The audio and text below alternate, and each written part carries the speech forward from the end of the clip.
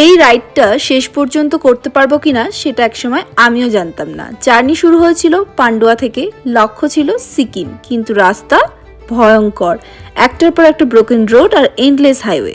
তো চলো শুরু করি আজকের ভিডিওটা পান্ডুয়া থেকেই। সন্ধেবেলায় কিন্তু শুরু হয়েছিল আমাদের জার্নি, আর এই রকম পাহাড়ে ভেজা রাস্তায় চারিদিকে নিস্তব্ধ আর শুধু বাইকের আওয়াজ। তো প্রথমে কিন্তু আমরা ট্রেনে করে পান্ডুয়া থেকে চলে গেছিলাম বর্ধমান স্টেশনে। আর সব থেকে বড় কথা, প্রথমেই একটা বিপদে পড়েছিলাম, সেটা ছিল কিন্তু আমাদের ট্রেন মিস হয়ে গেছিল।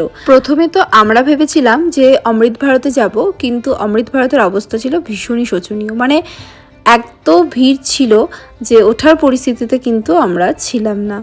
তাই জন্য আর কিছু করার নেই, আমরা ওয়েট করছিলাম, কিন্তু জানতাম না তখনও যে অমৃত ভারত আমরা যেতে পারবো না। আমরা রাতের ডিনারটা বর্ধমান স্টেশন থেকেই করেছিলাম, যেহেতু সন্ধ্যেবেলায় বেরিয়েছিলাম আর যেতে যেতে আমাদের ভোর হয়ে যাবে, সো ট্রেনে কিছু পাবো কি পাবো না, ওই জন্য আমরা ডিনারটা কমপ্লিট করে নিয়েছিলাম। কিন্তু ওই যে অমৃত ভারতটা আমাদের মিস হয়ে গেছিলো। আর তারপরে কিন্তু আমরা গেছিলাম হচ্ছে দার্জিলিং মেলে। আর দার্জিলিং মেলে আমরা একটা ট্রেনের টিকিটও পাইনি, যেহেতু আমাদের উত্তরবঙ্গে ট্রেনের টিকিট কাটা ছিল। তো আমরা ভেবেছিলাম টিটির সাথে কথা বলে আমরা হচ্ছে দার্জিলিং মেলে ট্রেনের টিকিটটা কনফার্ম করে নেব, কিন্তু এসি তো ছেড়েই দাও, একটা স্লিপার ক্লাস ট্রেনের টিকিটও আমরা পাইনি, একটা হলেও চলে যেত। সারা রাত আমরা মালদা পর্যন্ত দাঁড়িয়ে না পেরে সেখান থেকে মালদায় নেমে গিয়ে শ্যামলীতে বুকিং করি, এবং সেখান থেকে আমরা ভোর সকাল 10টা নাগাদ শিলিগুড়ি পৌঁছায়, এবং শিলিগুড়ি থেকে শুরু হয় আমাদের এই বাইক রাইডের জার্নি। আর আমাদের আজকে সঙ্গী ছিল এটা। তো প্রথমে তো একটু ভয় লাগছিল, যেহেতু প্রথম এক্সপিরিয়েন্স পাহাড়ে বাইক নিয়ে যাওয়া। সো শিলিগুড়ি থেকে দার্জিলিং বা গ্যাংটক জার্নিটা অল্প হলেও অনেকের কাছে, আমাদের কাছে অনেকটাই বেশি ছিল। বেশ ভালো লাগছিল, এবং নতুন এক্সপিরিয়েন্স করতে কিন্তু আমাদের প্রত্যেকেরই ভালো লাগে। আর আমরা ম্যাডলি নোম্যাডস টিম বেরিয়ে পড়েছিলাম নতুন একটা জার্নির উদ্দেশ্যে।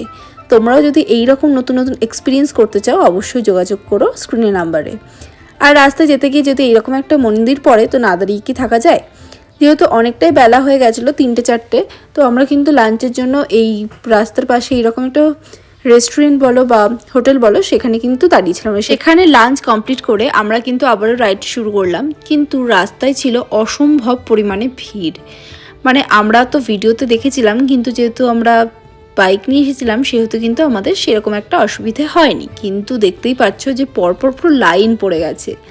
যাই হোক, কিন্তু যাই বলো আর তাই বলো, পাহাড়ে কিন্তু একটা জাদু আছে, যত কষ্ট দেয় তত নিজের কাছে টেনে নেয়। তখনও কিন্তু আমরা জানতাম না সামনে কতটা কঠিন রাস্তা অপেক্ষা করছে। ধীরে ধীরে সিটি শেষ এবং রাস্তা বদলাতে শুরু করলো। আমাদের কালিম্পংকে বাই বাই করে আমাদের রাস্তায় আমরা চলে আসলাম, এবং প্রথম দিকে তো বেশ মজাই লাগছিল, কিন্তু শুরু হলো অসম্ভব বৃষ্টি। বৃষ্টিটা একটু কমলে আমরা আবারও যাত্রা শুরু করি, কারণ আমাদের পৌঁছতে দেখাচ্ছিল রাত হয়ে যাবে। আর রাতের বেলায় পাহাড়ের রাস্তা কতটা ভয়ঙ্কর হয় সেটা তো আমরা প্রত্যেকেই জানি। কিন্তু হঠাৎ করে একটা জিনিস আমার চোখে পড়লো, পাহাড়ের মধ্যে আগুন লেগেছে। ওই যে ছোটোবেলায় পড়তাম না দাবানল, সেটাই বোধহয়। তারপরে দেখলাম গ্যাংটক আর 41 কিলোমিটার। বেশ ভালো লাগছিল যে এতটা রাস্তা আমরা চলে আসলাম। আর বিশ্বাস করো, পাহাড়ের রাস্তায় যদি তোমরা বাইক নিয়ে একবার রাইড করো, বারবার মনে হবে বাইক নিয়েই রাইডটা করি। গ্যাংটক পৌঁছানোর পর থেকে কিন্তু শুরু হয়েছিল হেভি রেইন। একটু পরপর আমাদের দাঁড়াতে হচ্ছিল, হাত জমে যাচ্ছিল ঠান্ডা। স্মুথ রোড থেকে ব্রোকেন রোড, একটার পর একটা লং রাইড, সাথে তো ছিল অসম্ভব বডি পেইন, টায়ার্ডনেস, তবুও এক্সাইটমেন্ট আলাদাই ছিল, কারণ তো আমাদের ডেস্টিনেশন ছিল পাহাড়। আর পাহাড়ের জন্য বাইকাররা সব কিছু টলারেট করতে পারে। আর আমি তো আজকেই প্রথম, কিন্তু যেতে গিয়ে এরকম একটা মন্দির চোখে পড়লো। আর তোমরা কিন্তু এরকম টানেলও দেখতে পারবে যদি তোমরা গ্যাংটক যাও। তো এইরকম সুন্দর সুন্দর টানেল ছিল, বেশ ভালো লাগছিল। আর টানেল থেকে বেরিয়েই অসম্ভব সুন্দর দৃশ্য ছিল, মেঘের মধ্যে দিয়ে মনে হচ্ছে যেন শহরগুলো রয়েছে। দেখতে পাচ্ছ, পুরো মনে হচ্ছে না জোনাকি পোকা, এত ভালো লাগছিল। আর অনেকদিন পরে কিন্তু এসেছি পাহাড়ে, তাই আরও বেশি এক্সাইটমেন্ট লাগছিল। অনেকটা মানে কাঁধ পিঠ তো সব ব্যথা হয়ে গেছিলো। তো ফাইনালি জ্যাম কাটিয়ে আমরা পৌঁছেছিলাম আমাদের হোটেলে, আর বেশ ভালো লাগছিল। তখন কিন্তু ভীষণ ঘুম পাচ্ছিলো, কিন্তু ঘুমালে হবে না, যেহেতু আমরা 2 দিনই স্টে করবো এখানে, সো একটু বেরোতে তো হবেই রাস্তায়। আর হোটেলে এসে রুমে এসে ফ্রেশ হয়ে আমি কিন্তু রেডি হয়ে গেছিলাম। আর আমি বেশি লাগেজ আনিনি, একটা শুধু পিঠ ব্যাগ নিয়ে এসতে, সেটার মধ্যে যে কটা জাস্ট ড্রেস ধরেছে সে কটাই নিয়েছে, আর একটা জ্যাকেট নিয়েছিলাম। অতটাও ঠান্ডা নেই, বাট বৃষ্টির জন্য হালকা ঠান্ডা লাগছে। তো রেডি হয়ে আমরা ম্যালে যাওয়ার জন্য বেরিয়ে পড়েছি। আর সিকিম শহরটা না ভীষণ সুন্দর সাজানো, এত সুন্দর লাগছিল। এই সিঁড়িতে উঠে গিয়ে নেমে গিয়েই একদম ম্যালের সামনে। প্রথমে তো আমরা ভেবেছিলাম 9:30 যেহেতু আমরা যাচ্ছি, ম্যাল হয়তো পুরো বন্ধই হয়ে গেছে। হ্যাঁ, দোকানগুলো তো বন্ধ হয়ে গেছিলো, কিন্তু মানুষের ভিড় ছিল অসম্ভব পরিমাণে। দেখে বোঝাই যাচ্ছিল যে কত মানুষ এসেছে। আর রাস্তার সাজানো গোছানো ছিল ভীষণ সুন্দরভাবে। পাহাড়ে গিয়ে মোমো খাবো না সেটা কি হয়? 2 রকমের মোমো ট্রাই করেছিলাম, একটা ঝোল মোমো আর একটা নর্মাল স্টিম মোমো।